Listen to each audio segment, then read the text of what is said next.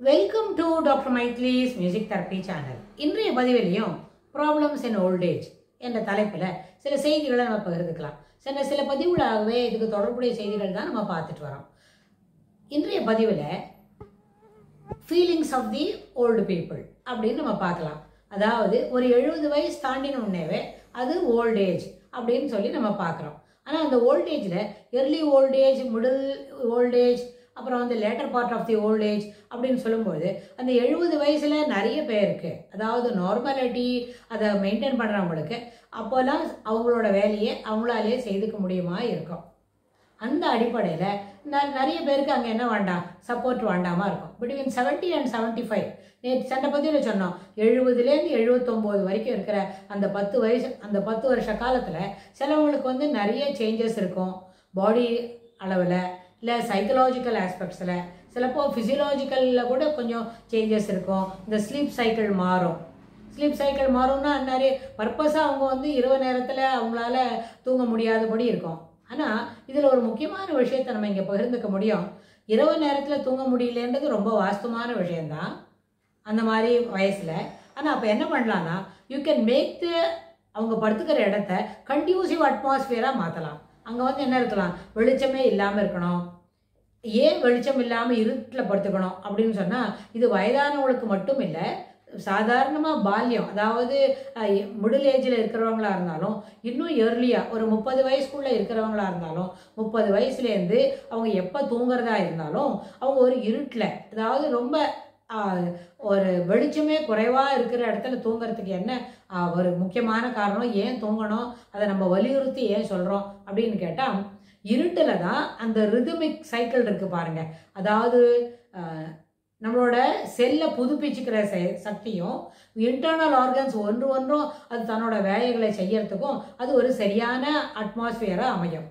நிறைய வெளிச்சத்துக்கு நடுவில், நியான் லைட்டுக்கு நடுவுலையோ, இல்லை இது மாதிரி என்ன எல்இடி பல்பு அதுபோல் வெளிச்சத்துக்கு நடுவில் நம்ம இருக்கும்பொழுது அதுவும் இருட்டு தான் சேர்த்திக்க. அதாவது இரவு நேரம் தான், ஆனால் இரவு நேரம் பகல் போல் ஒளிர்கின்றது. பெரிய பெரிய அளவில் 1000 வாட்ஸ்க்கு பல்பெல்லாம் போட்டுக்கிட்டு அதுக்கிட்ட நம்ம இருந்து வேலை செய்கிறோம்னு சொன்னால் அது இருட்டில் சேர்த்திக்கல. அந்த உஷ்ணம் இருக்கே, அந்த வெப்பம், அது நம்மளுக்கு உள்ளுக்குள்ளே இருக்கிற செல் ப்ராசஸிங் அந்த ஆஸ்பெக்ட்ஸில் ரொம்ப அது தவறு நடக்கிறதுக்கு வாய்ப்பு உண்டு. ஸ்கின்ல இருக்கிற மெலானின்லாம் கெட்டு போகிறதுக்கு கூட வாய்ப்பு உண்டு.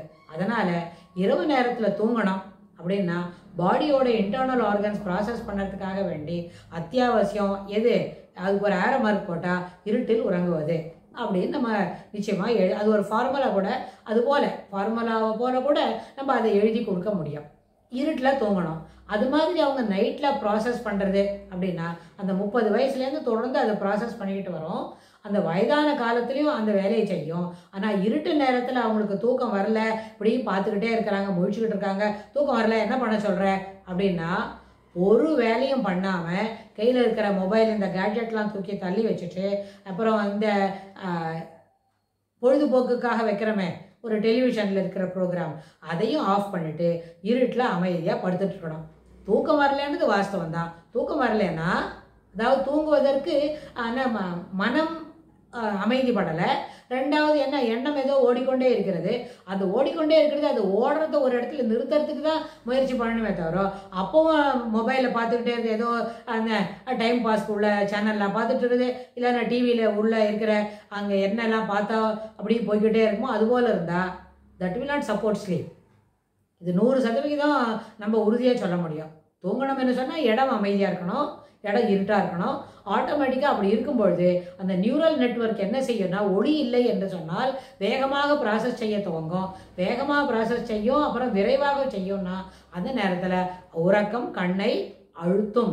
த ஸ்லீப் அக்கர்ஸ் அப்படின்னு இங்கிலீஷில் ஒரு வார்த்தை சொல்லுவாங்க. ஸ்லீப் அக்கர்ஸ்னால் எங்கன்னா அதுவாக தானாக நிகழும். ஆனால் நிகழ்த்துக்கு உண்டான எல்லா அட்மாஸ்பியரும் எடுத்து கொடுக்கணும். என்னோட வீட்டில் கூட எல்லாரும் வீட்டில் இருக்கிற பெரியவங்களாம் சொல்லுவாங்க, உங்கள் வீட்டில் கூட சொல்லுவாங்க அப்படின்னு சொன்னால் நிறைய பெரியவங்க இதை சொல்லுவாங்க. ராத்திரியில் நடுவில் ஒரு தடவை எழுந்துடும்னா அப்புறம் தூக்கமே வர மாட்டேங்குது. அவள் ரொம்ப சரிதான், அது நியாயமானது. அந்த statement have to be taken into account 100%. ஆனால் அதுக்காக என்ன செய்யக்கூடாது, தூக்கம் வரலன்னு உடனே கதை புத்தகத்தை எடுத்து வச்சுன்னு படிக்கிறது, இல்லாடி போனால் மொபைல் எடுத்து வச்சுன்னு பார்க்கறதெல்லாம் சொன்னால் அது தவறு, மதிஹீனம். That habit have to be எஸ்சூர்ட்.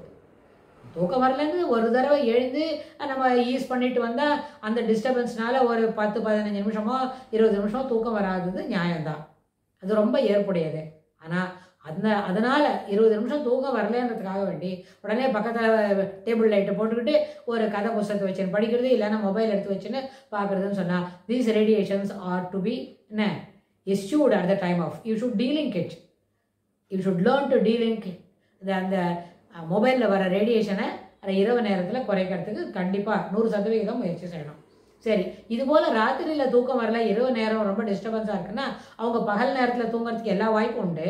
ஆனால் அந்த நேரத்தில் என்ன செய்யணும், பகல் நேரத்தில் ஒரு 1 அல்லது 2 நாளைக்கு பகலில் தூங்காமல் அவங்களோட நம்ம யாராவது அட்டெண்டர்ஸ் இருப்போம் இல்லையா, அவங்கள பார்த்துக்கிறதுக்கு அவங்களோட ஒரு 1/2 மணி 3/4 மணி அப்படி ஏதான பேச்சு கொடுத்துக்கிட்டே இருந்தா, சுவாரஸ்யமான பேச்சு அப்படி, அதாவது அவங்களுக்கு மறுபடியும் லவ்ஸியாக, அதாவது மொள்ளமாக வேலை செய்கிற மாதிரி பேச்சு கொடுத்துட்டு இருந்தா நம்ம பேசுறதே அவங்களுக்கு ஒரு தூக்கம் வரா மாதிரி இருக்கும்னா சில நேரத்தில் என்ன பண்ணுவாங்க, உட்கார்ந்தவாறே தூங்குவதற்கு கூட எல்லா வாய்ப்புகளும் உண்டு.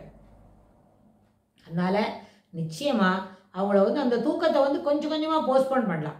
ஒரே நாளில் மொத்தத்தையும் செய்ய முடியாது.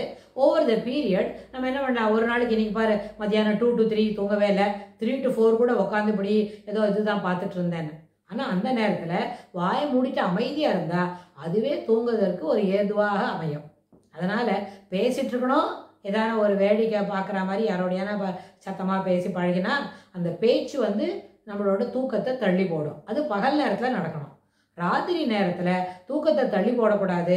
தூக்கமும் அட்டு அக்கார், you sleep occurs early, go to bed early, get up early அப்படி இருக்கு இல்லையா.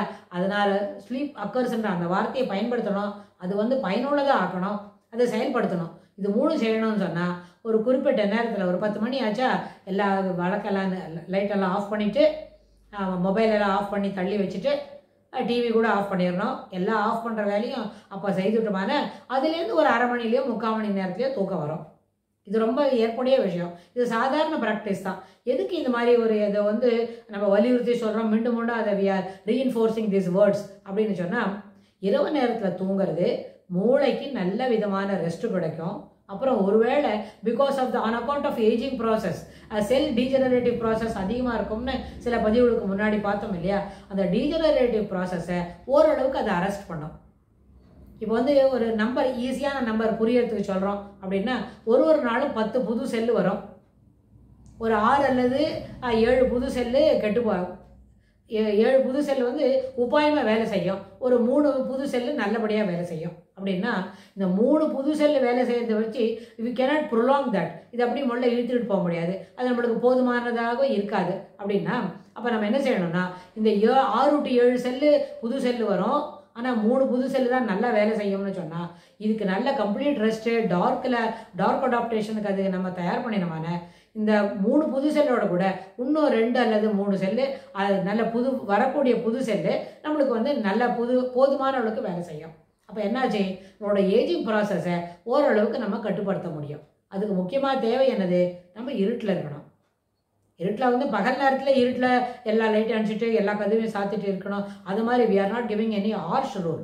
Instead, there is a possibility to have been in darknessல இருக்கிறதுக்கு வாய்ப்பு உண்டு. எப்போ, இரவு நேரத்தில். அப்படின்னா கூடுமான வரைக்கும் அங்கே இருக்கிற வெளிச்சத்தை நம்ம டிம் லைட்டுக்குள்ளே இருக்கிற பழக்கத்தை வந்துக்கணும். ஏன்னா இந்த ஒயிட் லைட்டில் வர radiation not good for health. அது என்ன பண்ணும், செல்லோட டீஜெனரேட்டிவ் ப்ராசஸை அதிகப்படுத்தும். அதனால் ரொம்ப தாழ்மையாக கேட்டுக்கிறது வயதானவங்கள்கிட்ட என்ன சொன்னால், இரவு நேரத்தில் எல்லா வெளிச்சங்களை நிறுத்திவிட்டு குறைத்து விட்டு நிச்சயமாக என்ன பண்ணணும், தூங்கிறதுக்கு மட்டுமே முயற்சி செய்யலாம். அது ஒரு நேரம் நம்ம என்ன பண்ணுறோம், ரெஸ்ட் ரூம் போயிட்டு வரப்போகிறோம், நம்மளுக்கு கொஞ்சம் ஈஸ் பண்ணிக்கணும் அப்படின்னா அந்த ஒரு நேரத்துக்கு மட்டும் அந்த ஒரு ஃபியூ மினிட்ஸ்க்கு லைட்டை போட்டுட்டு அப்போ தான் நடந்து போக முடியல, இருட்டில் எது மேலேயான காலை வச்சுருவோன்னு கொஞ்சம் வயதானவங்களுக்கு ஒரு அச்சம் இருக்கும். அச்சம் தவிர அப்படின்றதுனால தான் அந்த நேரத்தில் கொஞ்சம் ஒரு ஃபியூ மினிட்ஸ்க்கு லைட்டை போட்டுட்டு நம்ம ரெஸ்ட் ரூம் போயிட்டு திருப்பி we can have to come back to our bed. But நம்ம வரச்சேவே என்ன பண்ணணும், we should switch off the light and go to bed. அதனால் இரவில் உறங்கும் பொழுது வெளிச்சத்தை தவிர்க்க வேண்டும் என்ற அந்த தாழ்மையான வேண்டுகோளோட இந்த பதிவை நம்ம நிறைவு செய்கிறோம். இது தொடர்புடைய செய்திகளை வரப்போகிற பகுதிகளிலும் பார்க்கலாம். தேங்க்ஸ் ஃபார் வாட்சிங்.